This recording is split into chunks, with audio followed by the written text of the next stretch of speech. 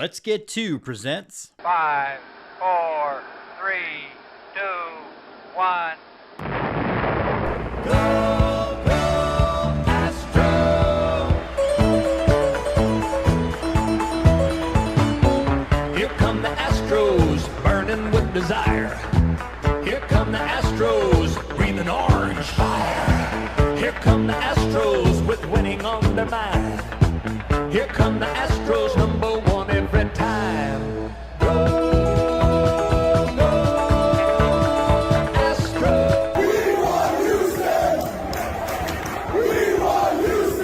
For the second time in 6 years, the Astros are baseball's best.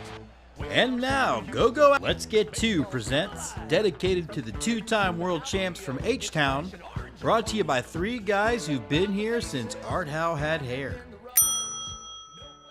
And welcome back to Go Astros. This is a show you can count on being able to see whenever we tell you it's coming on. And we've got Brian Arbor with us. We've got Andy Tom Chesson. Yes, you can count on us being there for you for this entire baseball season. I wish we could say that about all of our media. Andy, you want to jump into what we're talking about? Well, Dave Barron is convinced that you will still be able to pick up Astros broadcast because of some weird contract that I think he's misreferencing, but let's just dive right into this. So over the weekend, or I guess late last week, Warner Communications, or whatever their current name of their big brother corporation is, Warner Discovery, I think it is, informed 8 professional sports teams, one of those being your Houston Astros, that as of March 31st, they would no longer be paying out any broadcast rights to the teams. And so they have until now, which is today is February 27th, they have 33 days or so to figure out who is going to either buy those broadcast rights or give all the broadcast rights back to the team. And while that doesn't sound like the worst thing in the world, you then have to find a distribution partner. You then have to find a way to make up that money, because Time Warner's big driver for this, keep going back to their old name, Warner Discovery, their big driver on this is that they are not going to make the rights payment.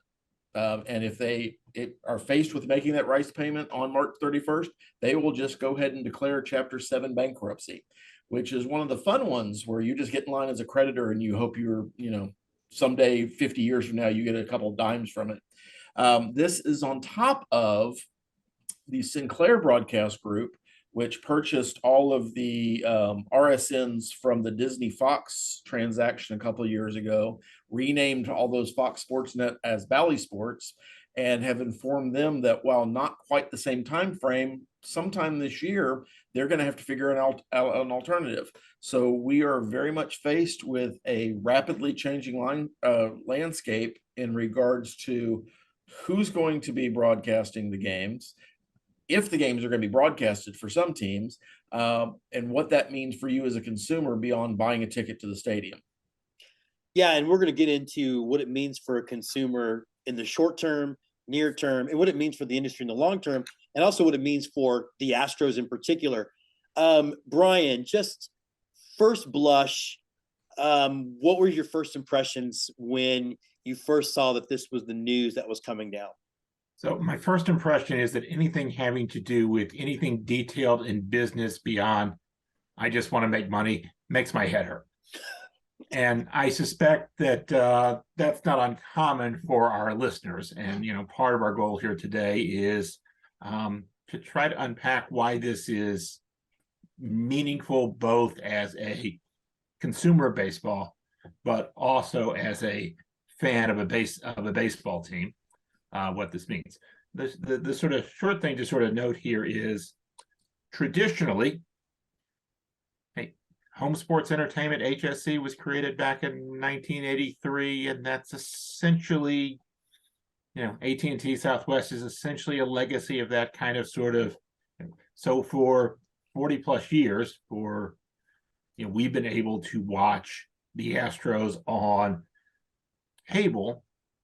But of course, what's happening is there are a lot more cable packages today than there were, when we got cable in our house in Right. 1987, where there's one option. And of course, the thing that is really disrupting all of this and changing this is, of course, streaming. Is that a lot of people literally don't have a cable in their house and get their TV from something other than, again, the cable or from the antenna. Of course, the antennas don't work like antennas anymore, but that's a different story. What I'm fascinated about, and as somebody who's in the media business, I do feel like two things change entertainment, right?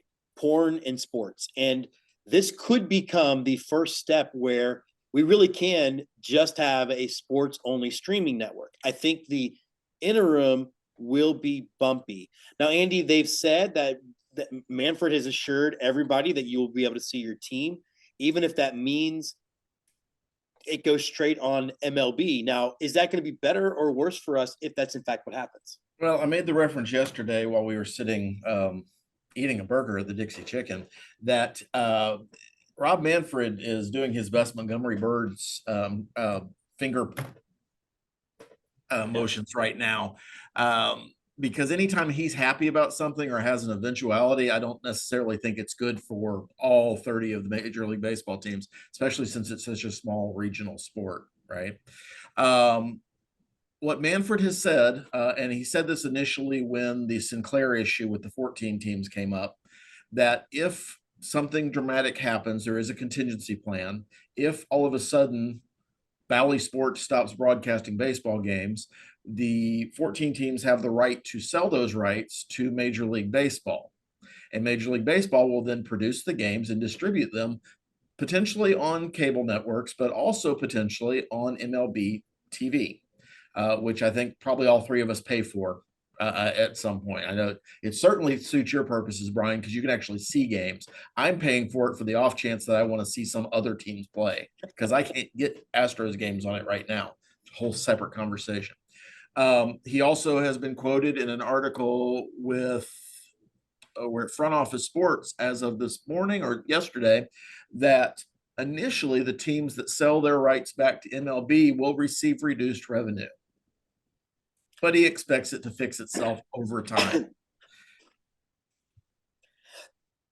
And Brian, this comes back to the whole right now, the way things were drawn up now, as I understand it, and I'm like you, Brian, my head hurts. The concept of the way they handle TV dollars now is supposed to be the thing that keeps things even amongst all market of teams. Is that your understanding as well? And therefore, how does that affect this if all of a sudden the Astros aren't earning or be able to contribute to the same pot as other teams? Will we start to see a difference in competition ability? And we'll let Brian go first on this, and then Andy, you can go right after him. So, of course, there's national money, and that has increased over time. But the biggest disparity between teams is the amount of money they get from local TV revenues. And that's why market size is really important in baseball, because there are, 14 million people sitting in the metropolitan area that I'm standing in right now. There's 4 to 5 million in the metropolitan area that Andy's in right now. And so that's not small, obviously, which Andy will recall. Andy will know for certain when he drives home in traffic today. But it's a lot more people here, and even if you split it up two ways, as they do the market here with two teams, I mean, frankly, they could handle a third team in this region. But anyway, and so but that local money is a big deal to the difference in the teams, their revenues, and therefore their payrolls. And it's what the Pirates are always complaining about, which is in essence, we have fewer people in our market, so every other market should stop doing as much stuff. And we're not here. One of the things that to me that's been notable about baseball in the last decade is so many fewer teams are complaining about their money. And that's true sort of broadly. And, it's a big difference here in the Astros, right? Where, they're not running the biggest payroll, but they're running a very high and competitive payroll. And they're not trading guys a year before they go to free agency to try to get us Roger. They're not trading Mike Hampton for Roger Cedeno. There's not that sort of constant churn that we saw during the Drayton McClain era. which is also true for lots of other teams as well. So, one of the questions is, will we continue to see this sort of thing where, again, teams they run pretty solid payrolls? Could they run more? Sure. But would they? We shall see. But that's one thing I'll be looking at in the next several years. Andy, you want to kind of follow in on that? Well, I mean, it's what makes the Yankees the Yankees. It's not that they've won 27 rings. It's that they have the largest TV contract in the sport. And right behind them are the Dodgers and the Red Sox. And when you talk about the three glamour teams in Major League Baseball, that I've just named the roster. You throw the Mets in there because the new owner likes to spend his own money. His TV deal is not nearly as lucrative as what his crosstown partners have to deal with, but he's making up that deficit out of his own pocket. And I think, to Brian's point, a lot of what you're seeing is, I just don't think consumers buy that owning a Major League Baseball team is a losing proposition. It's a really difficult thing to sell. And all of us were fans during the Drake McClain era when that was a common theme of, well, if we break even, that'll be a fantastic year, but we've never broken even. And then he turns around and sells it for a 400% increase over what he purchased it for. So there is money to be made. Very smart, very wealthy people continue to want to buy these franchises.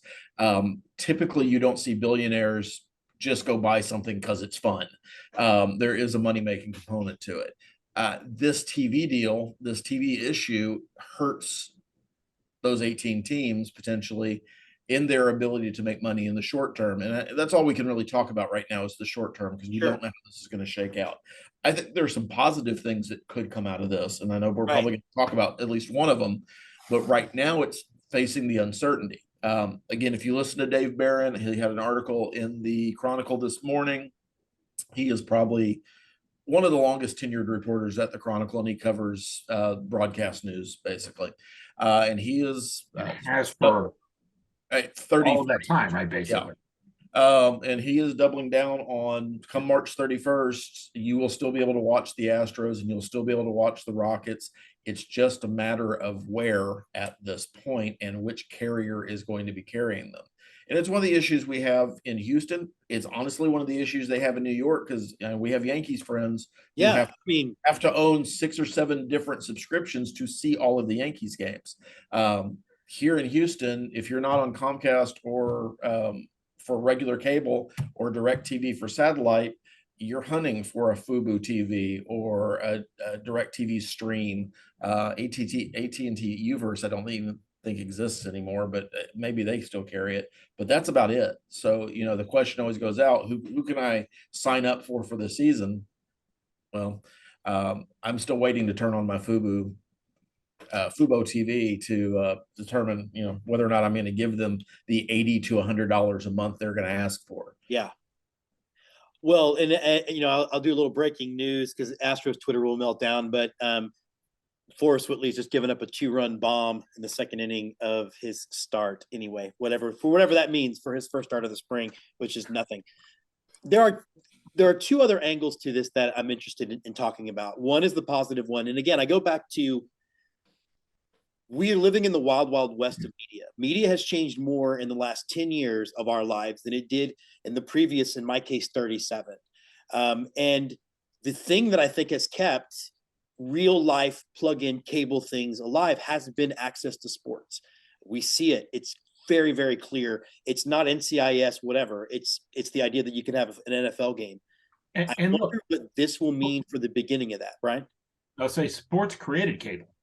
Right, exactly. It was sort of created to be a satellite network, and they figured, just to broadcast UConn Husky games, and people quickly figured out that, no, we should do this. It's cheaper to do it nationally and over cable. Yeah, and then you also created sports, and it also led to a cable world in which our watching of sports is subsidized by our friends who are watching Home and Garden TV. Right. Thank you very much. Thank you very much. Just like, again, porn sort of invented the internet, right? Or made it ubiquitous. So I'm interested to see where this begins the next step to really being completely, will we ever be able to really completely unplug? And is this the first step to that? The other thing, that the positive part about this is it will potentially eliminate the blackout rule. And to me, I think that's a really big win for fans.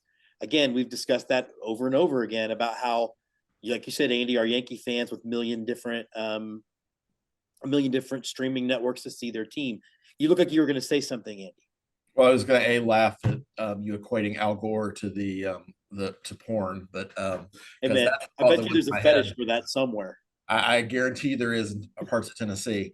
Um, it's going to be super interesting because I know I would be willing, and I know the number I've seen being thrown out just by random fans is somewhere, $250 for a season. I would pay that because, as I just said, Fubo TV is gonna charge me $80 to $100 a month, and all I do is watch the Astros on that first 8 months out of the year. And that's you can do the math and see that I'm saving money if they would just provide that streaming service. And the reason the blackout rules, I know this is the thing in the off season, you're changing all these rules. The one thing you would fix baseball by changing things quickly is removing the blackouts so more people could watch. The blackout rules exist to protect these regional sports networks. That wasn't always true. The blackout rules used to exist to protect the gate. And then it was to protect the radio broadcast because if I can hear it, if I could see it, I'm not going to listen to it. If I can see it on TV from my couch, I'm not going to go to the game. That has really phased out. It's now these regional sports networks, and that's the reason the blackout rules still exist. If those regional sports networks goes away, and we are talking about 18, so almost 2/3 of baseball teams not having that competition or have that contractual obligation anymore, that does open the door for a all-in-one baseball solution. I think that part's exciting about it. Again, I'm wary of anything that Rob Manfred has his fingers in, though, and already starting to lay the groundwork that revenues are going to be reduced for a while if we go to that model. Yeah, well, that's the other part of it, right? Right, Brian. They're already starting this whole. It's almost like they're preparing for the next CBA already by saying revenues are going to drop.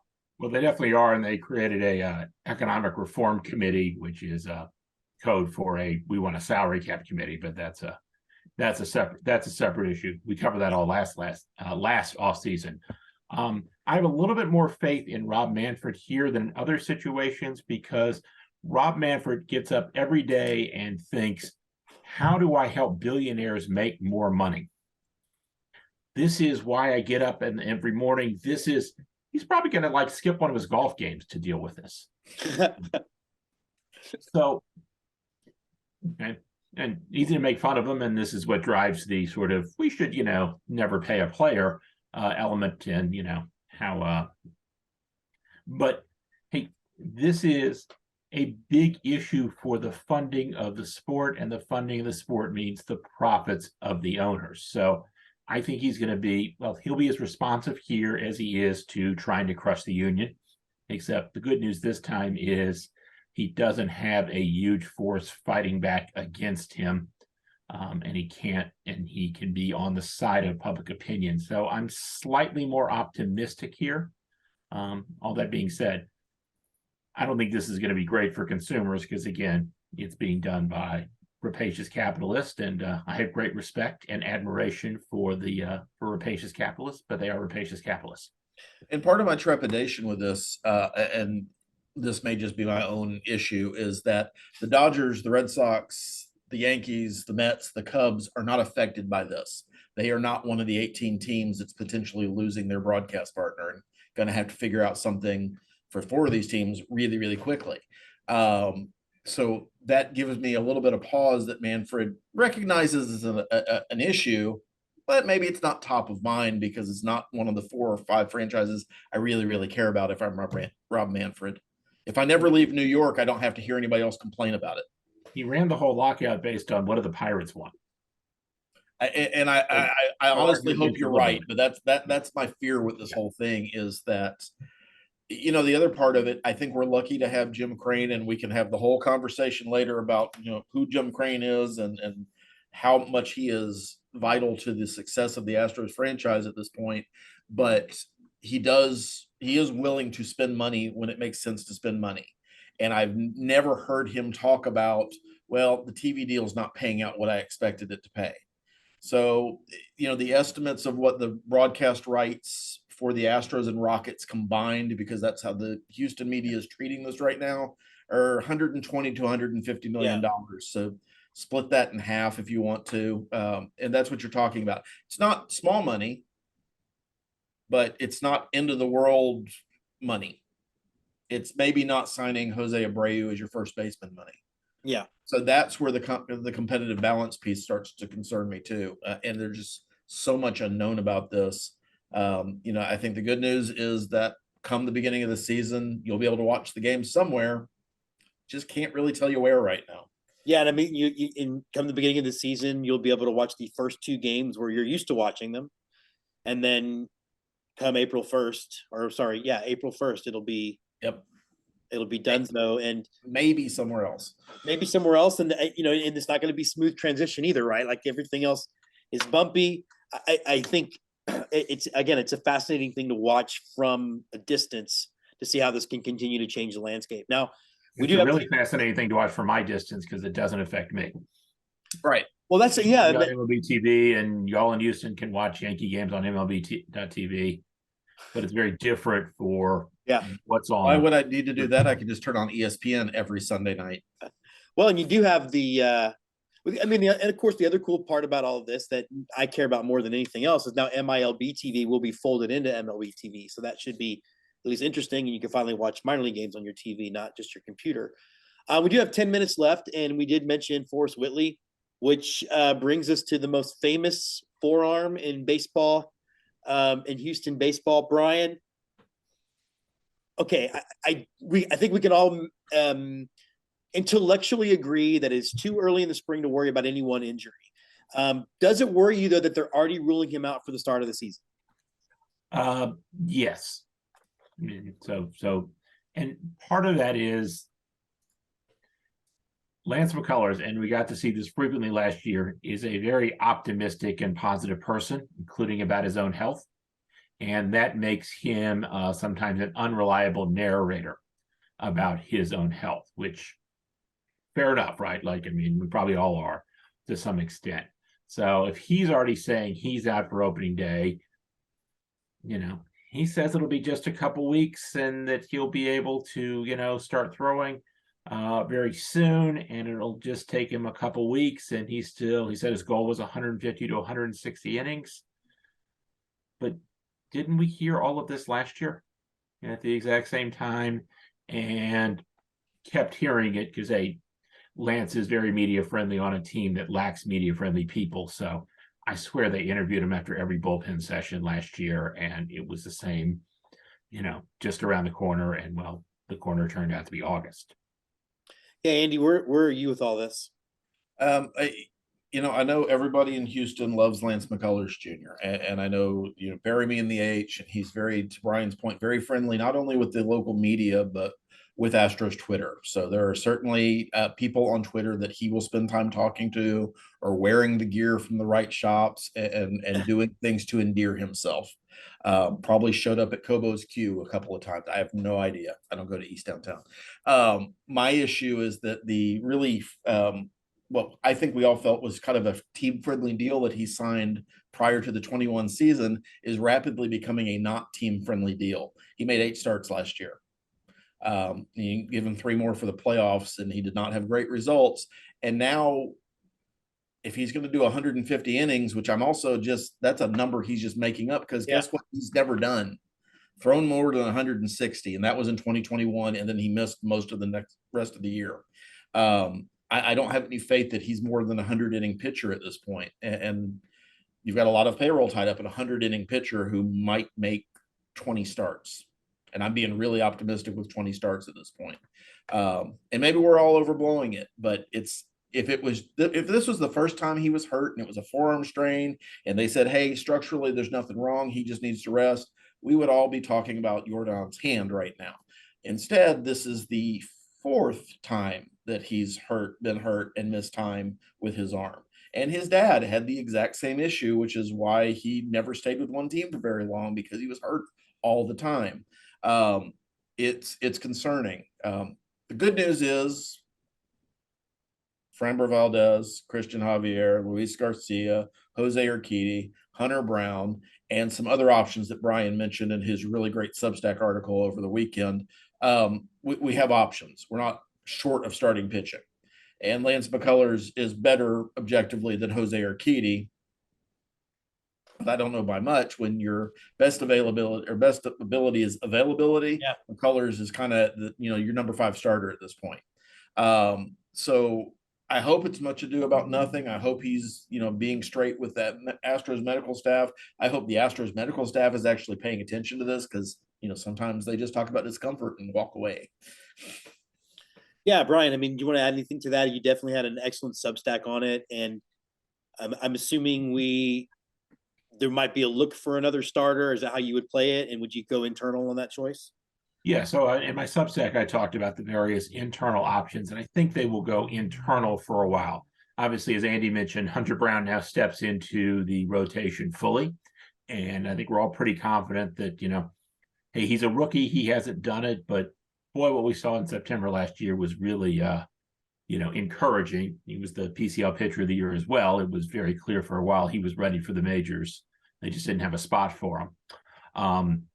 Last season, they got a spot for him this season. After that, it's probably Brandon Bielak, and then I think it's JP France, and then Forrest Whitley needs to pitch better than he did last year when he was at AAA. It's also possible Forrest Whitley is just Sasquatch, and we've only seen a grainy photo of him somewhere. Or Sasquatch is his training partner, because who's seen Forrest Whitley. If there's a long-term issue with Lance, or if there is another pitching injury, that might be the priority at the trade deadline. But if they have to go, they've got 5 solid starters with Brown.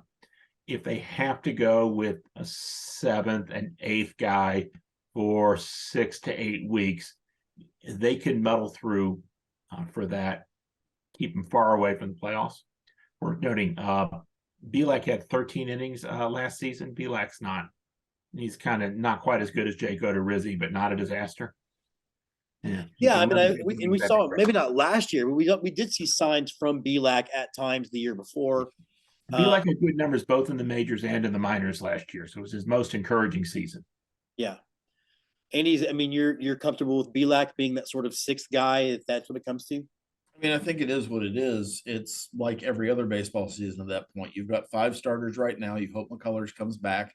If he doesn't and you need another starter, Bielak's probably that next guy. There is also the opportunity for somebody to step up in AAA that we're not talking about right now, because they're going to have 5 starters. Well, and Hunter Brown was not on the radar forever, right? Like Hunter Brown, it was Whitley. Nobody knew who Hunter Brown was for a while. But I think that in a division that the Astros are still projected by almost everybody outside of the Pacific Northwest to win, and win fairly handily again this year, you have the luxury of kind of seeing where you are around the All-Star break and then making plans about what you need.